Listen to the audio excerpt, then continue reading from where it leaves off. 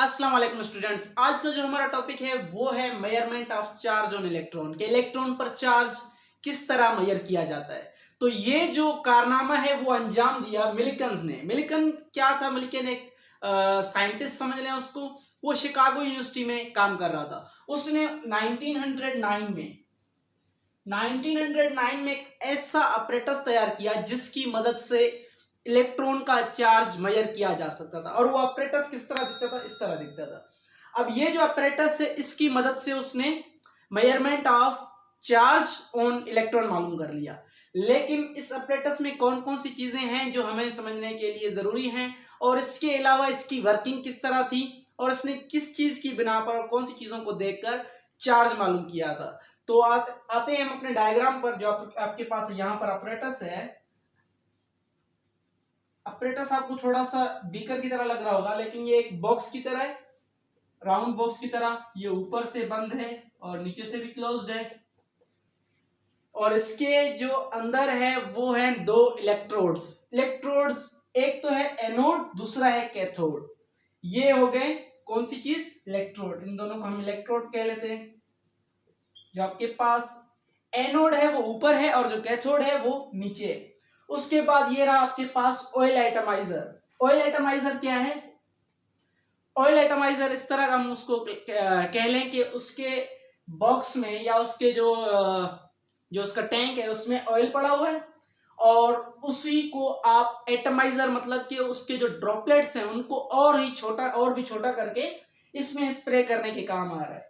तो ये आपके पास ऑयल एटमाइजर है। और यहाँ पर आपके पास है एक्सरेज। यहाँ पर जो एक्सरे है वो क्या करेगा? आयोनाइजेशन के काम आएगा। और उसी के साथ साथ यहाँ पर वैक्यूम पंप है। वैक्यूम पंप क्या करता है? जो यहाँ पर गैस मॉलिक्यूल्स हैं या जो यहाँ पर जो प्रेशर है उसको कम करने के काम आता है। जो प्रेशर होता है वो असल में गैस मॉलिक्यूल्स की मौजूदगी होती है। जितने गैस मॉलिक्यूल्स इसमें ज्यादा होंगे उतना ही उसका प्रेशर ज्यादा होगा। जितना आप जो है ना उसके मॉलिक्यूल्स कम कर देंगे प्रेशर उतना कम हो जाएगा। तो ये वैक्यूम पंप हमारे काम आएगा ताकि हम उसका प्रेशर कम कर सके।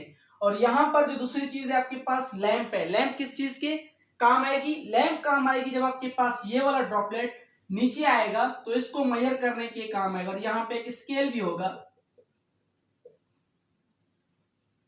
ताकि हम ये देख सकें, क्योंकि रिलेटिविटी जो मोशन होती है वो किसी चीज को देखकर आप मालूम कर सकते हैं कि वो मूव कर रही है या स्टॉप है। लैंप क्या करती है? ताकि इन दो जो इलेक्ट्रोड्स हैं उनके दरमियान की स्पेस है उसको लाइट अप कर सके, उसके लिए हम यहाँ पर लैंप भी लगा रहे हैं। और उसी के साथ साथ आपके पास टेलीस्कोप है। टेलीस्कोप की मदद से आप इसको देख सकते हैं। इसको जो ऑयल ड्रॉपलेट है उसको देख सकते हैं कि वो मूव कर रहा है या नहीं कर रहा है। तो ये आपके पास था मिल्किन्स ऑयल ड्रॉप ऑपरेटस। तो ये आपके पास ऑपरेटस है और इसी मदद से जो है ना मिल्किन ने इसको परफॉर्म किया था इन 1909। तो समझ लें कि 100 साल पहले। तो उसकी आप जहानत का अंदाजा लगाएं और उसकी एक्यूरेसी का अंदाजा लगाएं कि उसने किस तरह इसको डिटरमाइन करने के लिए ऑपरेटस तैयार किया। और जो चार्ज ऑफ इलेक्ट्रॉन था वो तकरीबन उसके बिल्कुल एग्जैक्ट जो है ना उसकी वैल्यू दी थी। थोड़ा सा फर्क था, लेकिन आप ये सोचें कि वो 100 साल पहले की बात है। तो उसके बाद हम क्या करते हैं? उसके बाद हम आते हैं कि वर्किंग पर। ये जो ऑपरेटस इसने बनाया वो वर्क कैसे करता है। यहां तक हमने ये जाना ये जो आपके पास ऑपरेटस है इसमें कौन कौन सी चीजें हैं और वो क्या क्या काम करती हैं। उसके बाद इसकी वर्किंग में क्या होता है? वर्किंग में ये होता है कि पहले हम क्या करते हैं, यहां पर ऑयल एटमाइजर को, जो हमारे पास फर्स्ट स्टेप है वो ये है कि हम इससे ऑयल को स्प्रे करते हैं। अब यहां पर जब ऑयल ड्रॉपलेट्स आ गए, क्योंकि ये आपके पास ऑयल एटमाइजर है तो ये छोटे छोटे ड्रॉप्स में इसको फेंकेगा। और यहां पर एनोड पे एक होल बना हुआ है।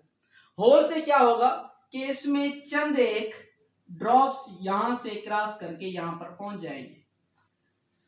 अब ये जो ड्रॉप यहां पे पहुंचा हुआ है, इस ड्रॉप की पहले हम वेलोसिटी मालूम करेंगे कि इसकी वेलोसिटी क्या है।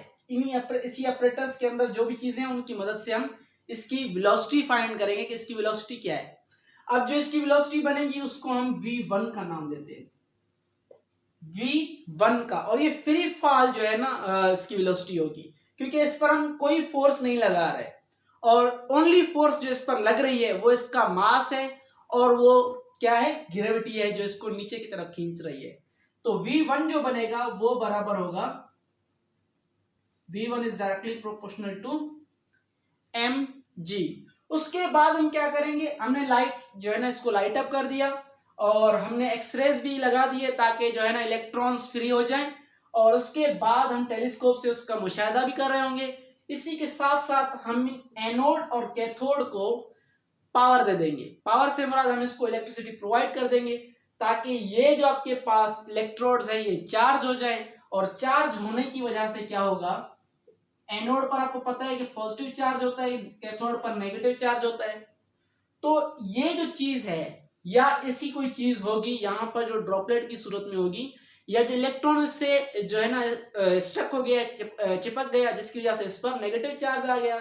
तो ये जो नेगेटिवली पार्ट चीज है या नेगेटिवली पार्ट जो एंटिटी है वो क्या करेगी, जैसे ही इसको पावर प्रोवाइड कर दिया हमने, तो ये जो नेगेटिव पार्ट है ये पॉजिटिव की तरफ मूव करना शुरू कर देगी। तो अब जैसे ही इन इलेक्ट्रोड्स को इलेक्ट्रिक पावर सप्लाई कर दिया गया, तो इसने क्या किया, यहां पर इसके ऊपर माइनस चार्ज है और इस इलेक्ट्रोड पर प्लस चार्ज है, मतलब इस पर नेगेटिव चार्ज, इस पर पॉजिटिव चार्ज है, और इस पर एक इलेक्ट्रिक फील्ड लगाई गई है जो एनोड और कैथोड प्रोवाइड कर रहे हैं पावर सोर्स की वजह से। उसके बाद क्या होगा कि जो नेगेटिवली पार्टिकल है ये मूव करेगा ऊपर। क्यों, वजह क्या है उसकी, क्योंकि हमने इसको इतना पावर दिया है, जो आपके पास इलेक्ट्रिक जो स्ट्रेंथ है वो इतनी है कि इसके मास और इसकी ग्रेविटी से ज्यादा है, जिसकी वजह से इसका मास और इसकी ग्रेविटी कैंसल करके बाकी जो इजाफी फोर्स है वो इसको किस तरफ ले जा रही है, पॉजिटिव की तरफ ले जा रही है। अब पॉजिटिव की तरफ जब जा रहा होगा तो हम क्या करेंगे, इसकी वेलोसिटी फिर से फाइंड करेंगे, और वो कहलाएगी आपके पास v2, और ये वाली जो वेलोसिटी है वो किसके बराबर होगी, इलेक्ट्रिक स्ट्रेंथ के। एक तो हो गया इलेक्ट्रिक स्ट्रेंथ जिसको हम h से शो कर रहे हैं, इसको आप किसी और तरीके से भी शो कर सकते हैं, E से भी शो कर सकते हैं। उसके बाद क्या है कि वो जो इलेक्ट्रिक स्ट्रेंथ होगी वो मुताबिक होगी जो इस पर चार्ज है, जो इस पार्टिकल पर चार्ज है उसकी जितनी वैल्यू है उसके हिसाब से जो है ना ये मूव करेगा। अगर इसकी वैल्यू कम है तो हो सकता है इसकी वेलोसिटी अलग हो, और इसकी अगर वैल्यू ज्यादा हो तो हो सकता है इसकी वैल्यू अलग हो। तो इसकी जो एग्जैक्ट वैल्यू होगी उसी एग्जैक्ट वैल्यू के हिसाब से जो इस पर इलेक्ट्रिक स्ट्रेंथ लग रही है उसी हिसाब से लगाएंगे। तो हम यहाँ पर इसका जो इलेक्ट्रिक चार्ज है वो भी लगा देते हैं यहाँ पे। उसके बाद क्या था, हमने क्या कहा कि जो इलेक्ट्रिक स्ट्रेंथ है वो ज्यादा होगी ताकि उसके मास और ग्रेविटी को कैंसिल कर सके। तो हम क्या करते हैं, इससे उसको माइनस कर देते हैं, माइनस mg। ठीक है, अब हम क्या करते हैं, डिवाइडिंग, ये आपके पास इक्वेशन 1, ये आपके पास इक्वेशन 2, डिवाइडिंग इक्वेशन 1 बाय 2। अब क्या होगा यहाँ पे, v1 upon v2 is equal to, v1 की वैल्यू क्या है, mg upon h into E minus mg। अब हमें इस जो आपके पास ये इक्वेशन बन चुकी है इसमें से कौन सी चीज फाइंड करनी है वो आपने देखना है कि इसमें आप कौन सी चीज फाइंड करेंगे। तो उसको फाइंड करने के लिए देखते हैं, इसी इक्वेशन को अब मैंने यहां पे रख दिया है, और हमें फाइंड क्या करना है, ई फाइंड करना है, चार्ज फाइंड करना है उस पार्टिकल पर। जो आपके पास ऑयल ड्रॉप में जो पार्टिकल ऊपर मूव कर रहा था उसी का चार्ज हमने मालूम करना है। तो वो जो उसका चार्ज होगा वो ई के बराबर होगा, वही हमने फाइंड करना है। तो हम ई को अपनी तरफ रखेंगे, मतलब एक तरफ रखेंगे, बाकी चीजों को दूसरी तरफ ले जाएंगे। तो हम क्या करेंगे, जो ई आपके पास नीचे है इसको ऊपर लाने के लिए क्या करेंगे, पूरी की पूरी इक्वेशन को इन्वर्ट कर देंगे। यहां पर आप लिख भी सकते हैं बाय रीअरेंजिंग द इक्वेशन, ये आपके पास h into E minus M G upon M J. उसके बाद क्या करना है, आपने e को इस तरफ रख देना है, और e के इक्वल टू क्या है, v2 अपॉन v1। और उसके बाद क्या है, आप यहां पे देख लें कि mg यहां पे क्या हो रहा है, डिवाइड हो रहा है, वहां पे क्या हो जाएगा, मल्टीप्लाई हो जाएगा, यहां पे आ गया मल्टीप्लाई हो गया। ये mg क्या कर रहा है, यहाँ पे माइनस है, वहां पे चला जाएगा, क्या हो जाएगा, प्लस हो जाएगा। और ये वाला यहाँ पे मल्टीप्लाई हो रहा है, यहाँ पे आके क्या हो जाएगा, डिवाइड हो जाएगा और इक्वेशन के नीचे आएगा। तो ये आपके पास इक्वेशन बनती है। अगर आप इसमें वैल्यूज पुट करें जो आपने अपरेटस से या प्रैक्टिकल के दौरान निकाली हैं, तो आपको चार्ज फाइंड हो जाएगा, जो आप चार्ज मेजर कर रहे थे। अब जो मिल्टन ने चार्ज फाइंड किया था वो मुख्तलिफ वैल्यूज थी, लेकिन वो इतनी मुख्तलिफ नहीं थी। मुख्तलिफ मुराद की उनका जो रेशो था या जो उनकी सीक्वेंस थी वो डिफरेंट नहीं थी। उनकी सीक्वेंस क्या थी कि उनकी सीक्वेंस में से जो बिल्कुल स्मॉलेस्ट जो वैल्यू थी वो थी 1.59 इंटू 10⁻⁻11 पर कूलम, -11 कूलम। तो ये जो है ना वैल्यू थी किसकी, स्मॉलेस्ट जो वैल्यू थी चार्ज की वो ये थी। इससे दूसरी भी वैल्यूज थी लेकिन वो सारी क्या थी, इसके मल्टीपल्स थी। 1.59 के जो दूसरी बाकी सारी वैल्यूज थी वो इसी के मल्टीपल थी। मतलब अगर आप वहां पे जहां पे आपके पास ड्रॉपलेट था उसमें 2 इलेक्ट्रॉन का इजाफा हो गया तो इसकी वैल्यू डबल हो जाएगी, अगर 3 इलेक्ट्रॉन हो गए तो उसकी वैल्यू ट्रिपल हो जाएगी। इस तरह बढ़ते जाएंगे। तो जो कम से कम वैल्यू थी वो 1 इलेक्ट्रॉन की थी जो 1.59 इंटू 10⁻⁻19 कूलम थी। और अगर अभी आप देख लें जो अभी वैल्यू है वो कितनी है, 1.602 इंटू 10⁻⁻19 कूलम। तो आप अंदाजा लगाएं कि वो कितना क्लोज था। और उसने एक बहुत ही एक्यूरेट वैल्यू कह सकते हैं कि एक्यूरेट वैल्यू दी थी, वो भी 100 साल पहले, जो हमारे ख्याल से कि फाइंड करना उसको बहुत ही मुश्किल था। तो इसने ये कर दिखाया कारनामा, और इलेक्ट्रॉन पर जो चार्ज था वो भी फाइंड कर दिया। और इसी को लेकर थॉमसन ने चार्ज टू मास रेशियो बताया था। चार्ज टू मास रेशियो मैंने पहले लेक्चर में, जो पिछली वीडियो है उसमें आप देख सकते हैं, पढ़ी होगी आप, लिस्ट में देख लें। अगर हमारे पास चार्ज टू मास रेशियो की वैल्यू भी हो और हमारे पास चार्ज ऑफ इलेक्ट्रॉन की वैल्यू भी हो तो हम मास ऑफ इलेक्ट्रॉन मालूम कर सकते हैं। और वो किस तरह, हम कहेंगे मास ऑफ इलेक्ट्रॉन, जो मास ऑफ इलेक्ट्रॉन है वो बराबर होता है charge on electron and charge upon mass value के।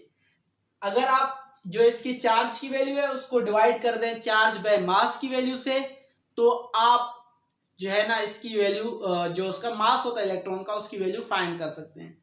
तो आपके पास जो चार्ज की वैल्यू है वो हमारे पास क्या थी, 1.602 इंटू 10⁻⁻19 कूलम। और हमारे पास चार्ज टू मास रेशियो की जो वैल्यू है वो है 1.758820 इंटू 10⁻11 कूलम पर केजी।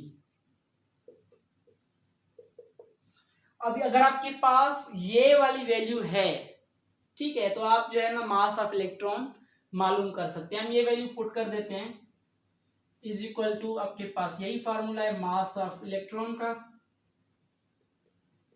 और जो आपके पास चार्ज की वैल्यू है वो है 1.602 इंटू 10⁻⁻19 कूलम पर इलेक्ट्रॉन। ये हमेशा याद रखें कि ये पर इलेक्ट्रॉन है। और इसी के साथ साथ इसको डिवाइड कर रहे हैं किससे, 1.758820 इंटू 10⁻11 कूलम पर केजी। अब अगर हम इसकी कैलकुलेशन कर लें तो कैलकुलेशन से हमें जो आंसर मिलेगा वो मिलेगा 9.11 इंटू 10⁻⁻31 इंटू 10⁻⁻31 केजी पर इलेक्ट्रॉन। ये रहा आपके पास मास ऑफ इलेक्ट्रॉन। अगर आपने इस वीडियो से कुछ सीखा तो वीडियो को लाइक करें, शेयर करें और चैनल को सब्सक्राइब करें। अगर आपके पास कोई क्वेश्चन है तो वो भी आप कमेंट में बता सकते हैं ताकि हम उसका आंसर दे सकें। Thank you.